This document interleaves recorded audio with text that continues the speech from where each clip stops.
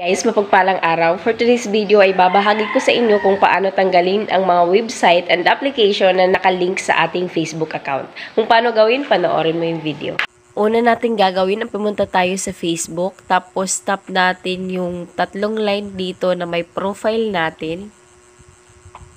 Tapos scroll down lang tayo, tap natin yung settings and privacy.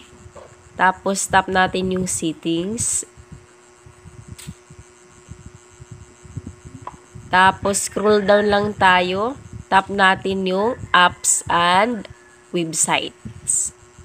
Ayan, dito po natin makikita lahat ng application, tapos website na nakalink sa ating Facebook account.